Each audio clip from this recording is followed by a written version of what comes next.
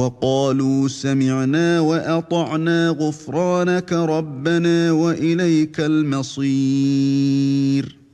Maintenant, al-hamil wal-murdi', celle qui est enceinte et celle qui allait. On a vu que le verset est abrogé. On a vu que le verset ne nous parle pas de ceux-là qui sont incapables de jeûner. Jaïd. Qu'en est-il de la femme enceinte et de celle qui allait? Alors, il y a plusieurs paroles des savants. Première parole, la femme enceinte et celle qui allait ont le droit de rompre le jeûne. Jaïd, la femme enceinte, celle qui allait, elles ont le droit de rompre le jeûne. Elles doivent nourrir chaque jour un pauvre. Et elles n'ont pas à rembourser le jeûne. Ça, c'est l'avis de Ikrima, de Saïd ibn Jubair, de Qasim ibn Muhammad, Ishaq ibn Rahaway. Et c'est une parole qu'on rapporte d'Ibn Abbas aussi. Et c'est venu également de Ibn Omar, dans le Musnad de Shafi'i, avec une chaîne de transmission authentique. Cela dit, la femme enceinte, celle qui allait, les deux là, elles peuvent rompre. Donc elles peuvent ne pas jeûner. Mais elles doivent nourrir chaque jour un pauvre et elles n'ont rien à rembourser. Et si je ne m'abuse, Cheikh Al-Albani aussi de cet avis. Si je ne m'abuse.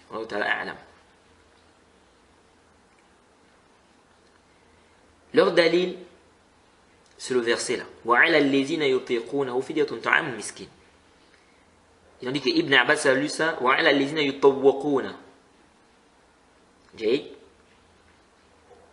Et on a vu la parole d'Ibn Abbas quand il a dit que c'est aussi pour Al-Murdi', donc celle qui allait, et celle qui est enceinte. Ça, c'est le premier avis. Deuxième avis, ils ont dit, elle ne jeûne pas. Elle ne rembourse pas. Elle ne jeûne pas, elle rembourse. Il n'y a pas de compensation à faire. C'est-à-dire, elles ne nourrissent pas chaque jour un pauvre. Elles ne jeûnent pas aussi, mais elles doivent rembourser. Elles doivent rembourser.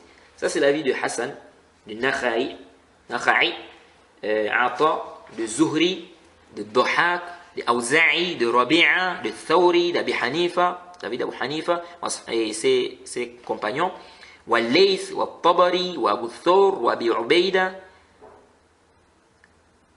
Et c'est un avis de l'imam Shafi'i concernant celle qui est enceinte. Et l'avis de l'imam Malik concernant celle qui allait. C'est quoi leur dalil? Et ça là, cet avis-là, c'est l'avis du Cheikh Muqbil, c'est aussi l'avis du Cheikh Ibn Baz, c'est aussi l'avis du Cheikh Ibn Uthaymin. C'est quoi leur dalil? C'est le hadith de Anas ibn Malik al-Ka'bi. C'est pas Anas ibn Malik, c'est pas l'autre Anas ibn Malik, ça c'est Anas ibn Malik al-Ka'bi. Le hadith est dans Abi Daoud, Tirmidhi, Nasa'i, Ibn Majah. Le prophète Mohammed sallallahu alayhi wa sallam a dit: Inna Allah azza wa jal wada'a 'an al-musafir as-sawm wa shatr as-salat wa 'an al-hubla wal murdi' as-sawm. Allah a levé le jeûne et la moitié de la prière sur le voyageur.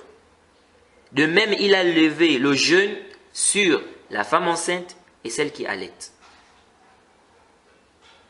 Est-ce que vous suivez? Ça veut dire qu'ils n'ont pas de jeûne. Mumtaz. Donc ils disent, ça veut dire que la femme enceinte, celle qui allait, ils ne doivent pas jeûner. Ils ne doivent pas jeûner. Mais elles doivent rembourser. Comme on a parlé du voyageur ici, elles doivent aussi rembourser comme le voyageur rembourse. Mumtaz. Troisième avis, c'est ceux qui ont dit, si elle craint pour elle et son bébé, donc celle qui est enceinte ou celle qui allait,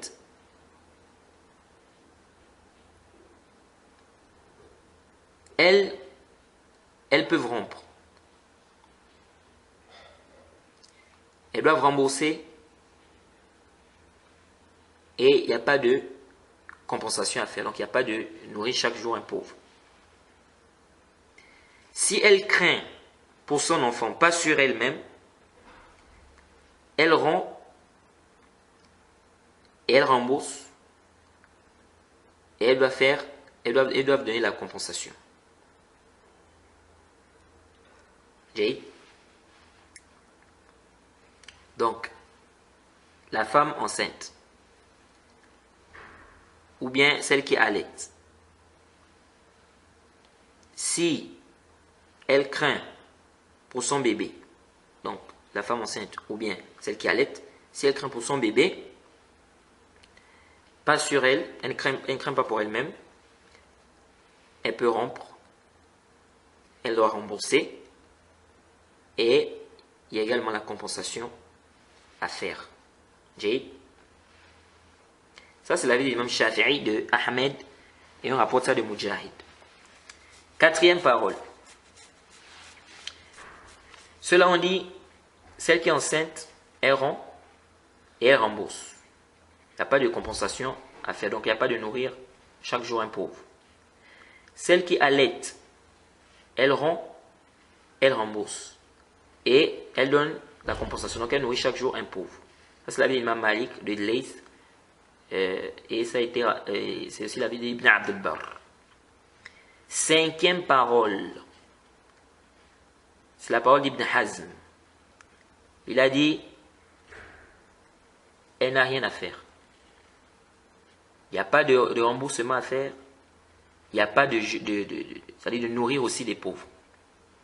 Donc Ibn Hazm dit, la femme enceinte, ou bien celle qui allaite, il n'y a pas de jeûne pour elle, il n'y a pas aussi de compensation pour elle. Donc, c'est-à-dire elle ne fait pas, elle ne jeûne pas, elle ne nourrit pas aussi chaque jour un pauvre. Ça, ce sont les différents avis sur cette question. Jade. Alors, ceux qui ont fait rentrer la femme enceinte, celle qui allaite, dans le verset, ils ont pris la parole d'Ibn Abbas. Parce qu'Ibn Abbas a dit le verset là n'a pas été abrogé. Et il a cité le vieux, la vieille qui ne peuvent pas jeûner. Il a cité aussi celle qui allaite et il a cité celle qui est enceinte. Okay?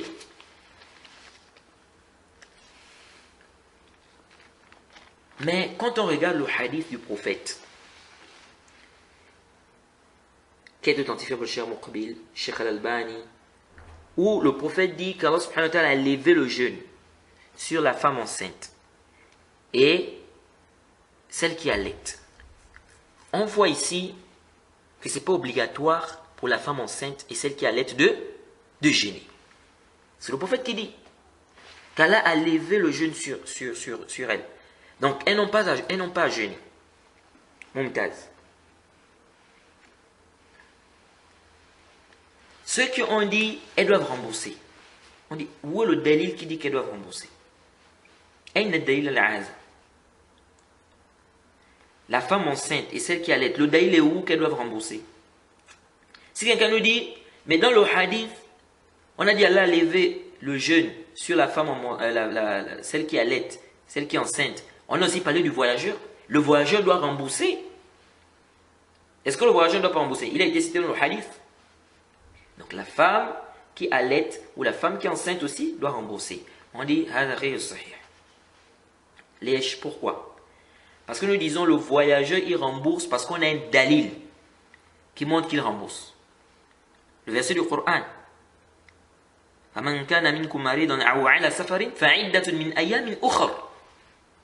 On a le dalil.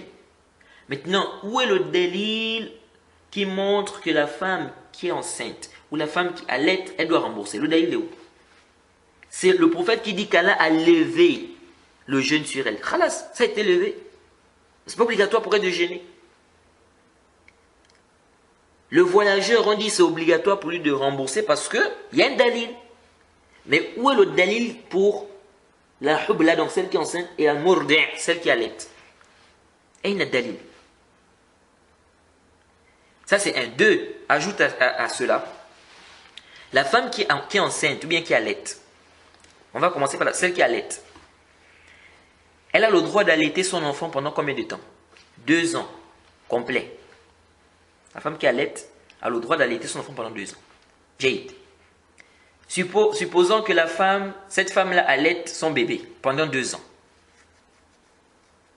Elle aura combien de Ramadan à rembourser? 2. Après les 2 ans, elle tombe encore enceinte. Celle qui est enceinte, on a dit que ce n'est pas obligatoire pour elle de jeûner. Elle aura combien de Ramadan à rembourser? 3. Quand elle accouche, elle allait encore son bébé 2 ans. Elle aura combien de Ramadan à rembourser? 4. Quand elle accouche, et quand elle termine d'allaiter, elle tombe encore enceinte. Elle aura combien de Ramadan à rembourser? Donc vous voyez qu'on va aller dans une silsila. C'est une dérogation. C'est l'islam qui lui permet. C'est permis pour elle de ne pas jeûner si elle est enceinte ou si elle allaite. Donc, à supposer qu'une femme allaite son enfant pendant 2 ans. Après, elle tombe enceinte. Elle allaite encore l'enfant pendant 2 ans. Après, elle tombe enceinte. C'est pourquoi, vraiment, la vie qui dit que la femme enceinte, ou bien celle qui allaite, doivent rembourser le jeûne, هذا فيه نظر. فيه نظر. Cet avis-là, فيه نظر. Reste maintenant la vie qui dit, elles doivent nourrir chaque jour un pauvre. La femme enceinte. Celle qui allaite, est-ce qu'elles doivent nourrir chaque jour un pauvre? Donc déjà on dit il n'y a pas de dalil qui oblige à la femme enceinte ou celle qui a la femme enceinte ou celle qui allaite son bébé, il n'y a pas de dalil qui montre qu'elle doit nécessairement rembourser le jeûne. Et bien il dit qu'elle est comme le malade. La femme enceinte, comment ça elle est malade?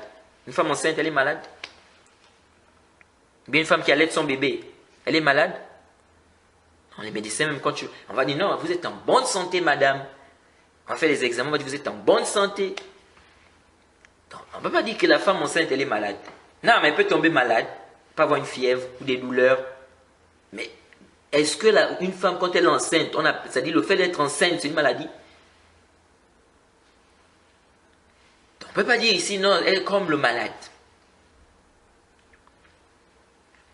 Celle qui allaite aussi, on ne peut pas dire qu'elle est malade. Une femme qui allaite son bébé, elle est malade. Donc, ici on ne peut pas dire non, elles sont comme le malade, donc elles doivent aussi rembourser. Là. Donc on dit, il n'y a pas de dalil qui demande de rembourser. Le prophète a dit ici qu'Allah a levé le jeûne sur elle. Khalas, ça a été levé. Ce n'est pas obligatoire. Maintenant, celui qui vient qui dit, elle doit rembourser, on dit, aïna dalil. Jib dalil. Aïna dalil. Où est le dalil, où est le burhan, où est la preuve qui dit qu'elle doit rembourser? Donc, il n'y a pas un nos du prophète qui demande à la femme qui allaite ou celle qui est enceinte de rembourser. Naam, tu vas trouver certaines paroles de certains compagnons. Mais on n'a pas de nos du prophète Mohammed sallallahu alayhi wa sallam. Et s'il y avait un nos du prophète, le compagnon devait directement dire le prophète a dit ça. Khalas. Le compagnon devait directement dire le prophète Mohammed sallallahu alayhi wa sallam a dit ceci. On n'a pas de nos. On n'a pas un dalil du prophète clair où il dit demande à la femme qui est enceinte ou celle qui allaite de rembourser. Et il y avait des femmes au temps du prophète qui étaient enceintes, il y avait des femmes qui allaitaient. Jade. Reste la question de la compensation. La femme enceinte, la femme qui allaite, est-ce qu'elle doit nourrir chaque jour un pauvre? Si on dit non, la parole d'Ibn Abbas, Ibn Abbas, c'est basé sur le verset. Il a dit le verset n'a pas été abrogé. On a dit le verset a été abrogé. Et le verset Aslan ne parle pas de celui qui ne peut pas jeûner. Parce que quand on dit un verset abrogé, ça veut dire que son hukm, on travaille avec le hukm. Le verset peut être abrogé au niveau du hukm et le verset est toujours là dans le Coran. Donc le hukm, on travaille avec ce hukm là. Mais ça reste, parfois ça reste là. Et les savants des usul te traitent n'est-ce pas, ils te disent les hikam, les sagesses. Et le Cheikh Ibn Uthaymin, c'est vraiment de toutes les personnes que j'ai pu lire, hasbi ilmi, ce que je sais, de toutes les personnes que j'ai pu lire sur le Nasr, le Cheikh Uthaymin est la meilleure personne que j'ai pu lire au sujet du Nasr. Il t'apporte de ces fawaïd, subhanallah. Quand il te parle des hikam, les sagesses, c'est magnifique. Rahimahullah. Donc ici, nous disons, la femme qui est enceinte ou qui allait n'a pas à rembourser le jeûne. Maintenant, est-ce qu'elle doit nourrir chaque jour un pauvre? Là est le débat. Là est le débat. En réalité, on n'a pas un nas sarih, clair, du prophète qui demande à la femme qui allait ou celle qui est enceinte de nourrir chaque jour un pauvre. On a des athars, des paroles de certains compagnons, na'am, mais on n'a pas un nas du prophète. Et si le hukm là, c'était un hukm qui venait directement du prophète, c'est-à-dire que le prophète a dit, le compagnon devait citer cela. Il devait dire que le prophète Mohammed a donné ce jugement. Jaïd. C'est pourquoi l'avis d'Ibn Hazm, c'est un avis qui est fort. Ibn Hazm dit, la femme enceinte ou la femme qui allait, elle n'a pas à rembourser le jeûne, elle n'a pas à nourrir chaque jour un pauvre. Il n'y a rien à faire pour elle, il n'y a rien du tout. Parce que le prophète ici dit qu'Allah subhanahu wa ta'ala a levé sur elle le jeûne. Khalas, c'est levé. Tu dis non, elle doit rembourser Aïna Dalil. Elle doit nourrir Aïna Dalil. C'est pourquoi l'avis d'Ibn Hazm, c'est un avis qui est fort. ربنا ولا تحملنا ما لا طاقة لنا به واعف عنا واغفر لنا وارحمنا